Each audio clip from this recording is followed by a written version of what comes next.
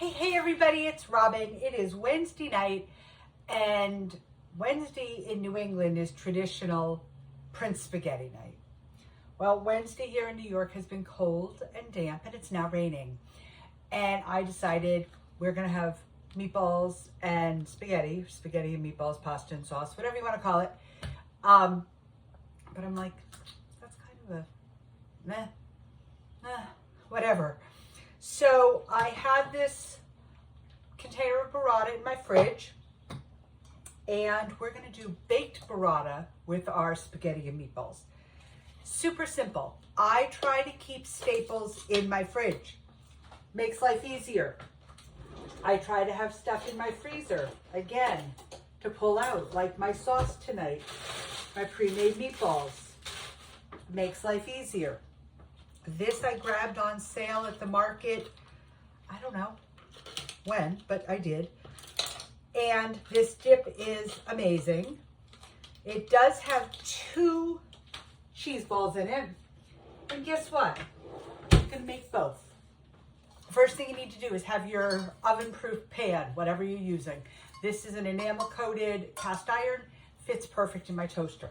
That's where this is going to cook, because I'm not heating up the whole oven. First thing you got to do, put some sauce in your pan. My sauce is happily bubbling away over here.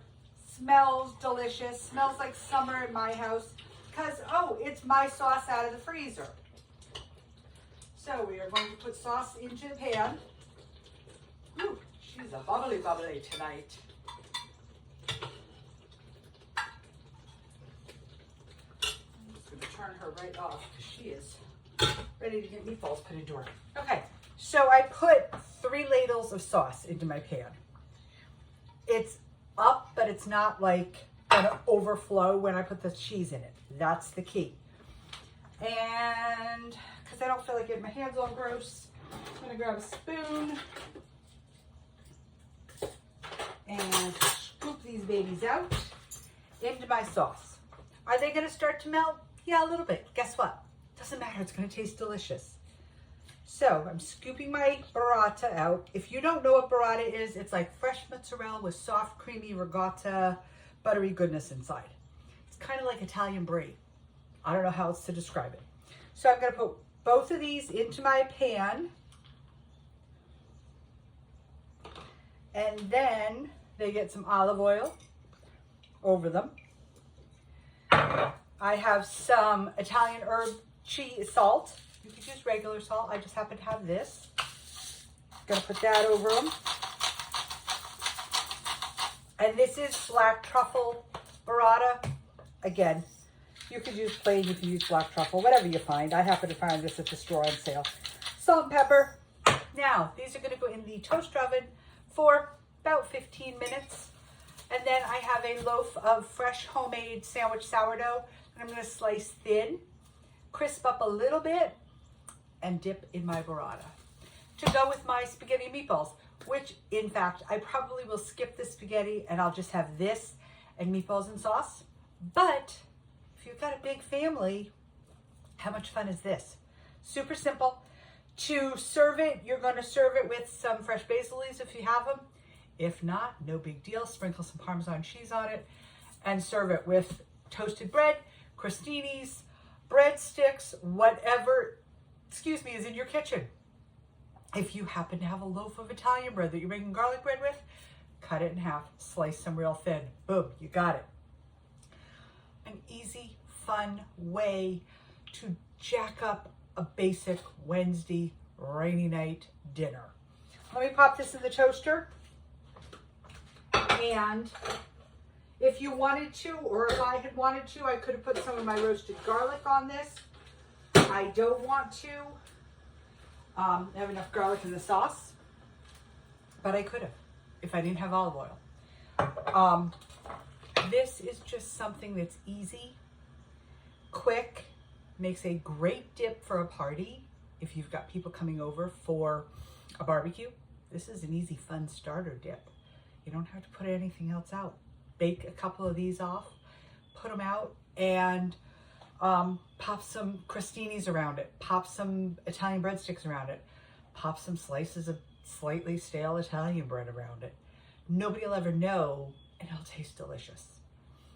And the other way you could do this, if you're doing a barbecue and you're outside, put it in a barbecue safe pan, do it on the top, you know how barbecues have the top shelf above the grill? Do it on there and take your bread, paint it with a little olive oil, salt and pepper, herbs, whatever you like to do. Grill it a couple times, boom. Your bread's crunchy and grilled and tastes delicious. Your dip is ready. Set it out while you cook the rest of the meal. Simple and easy. The other thing I did today, and I've already put everything away, was I had some leftover watermelon from the weekend it was still delicious, but we weren't eating it. I mean, how much watermelon can you eat, right? And it was starting to get a little soft, and I was like, it's probably not going to make it through tomorrow. So I took it and ran it through my blender, added a little coconut water to thin it. It is so delicious, so refreshing. Like, I'd be buying watermelon just to make it. It's that good. So that was my two fun and exciting things in the kitchen today. And I hope you all had a wonderful Wednesday. I will see you later again this week. Probably not tomorrow night because I do have a couple appointments out of town tomorrow and I won't be home until late. But I will be back on Friday. And then on Sunday, June 1st, we are starting 30 days of easy meals to have for your family, or ways to prep things to pull out of the freezer to have for your family. Because I think a lot of people get overwhelmed going, I have to cook dinner, like from scratch. Yeah, it's not that bad. It's not a 4-hour ordeal. Literally, I walked in the house at 5:30, threw my sauce out of the freezer, not even thawed, in my pot. It's boiling already. My meatballs are ready. Drop those babies in. They'll be done by the time the dip is done. My dinner's done. And it's 7:30. My dinner will be done before 8 o'clock. I didn't start my dinner until 6:45. Because when I came home, I had to unpack, I had to do stuff, had to feed the dog, had to feed the cats. Then I started my dinner. So guys, it's not, for me, it's not a big deal. For me, it's not anything like out of the ordinary, but I'm going to share that with you in June on how to make it less stressful, more enjoyable, ways to incorporate your kids, ways to incorporate allergies, food preferences, whatever you have, to make eating home, eating healthy, eating stuff that's not going to bother your tummy, not going to make you feel bloated, not going to bother you with food allergies or choices in vegan, vegetarian, carnivore, and you can still have time with the family. I'm also going to do some stuff for nights that you've got little league, t-ball, softball, soccer, whatever the kid has, swim lessons, whatever it is, or nights that, you know, somebody gets stuck on the train coming home and they're late and now dinner's ruined. No, we're gonna work all these into the month of June.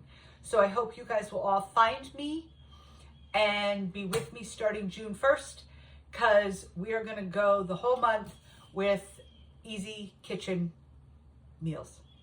Have a great night. I love you all. Thanks for being here. Thanks for the gifts, the prizes, all that great stuff.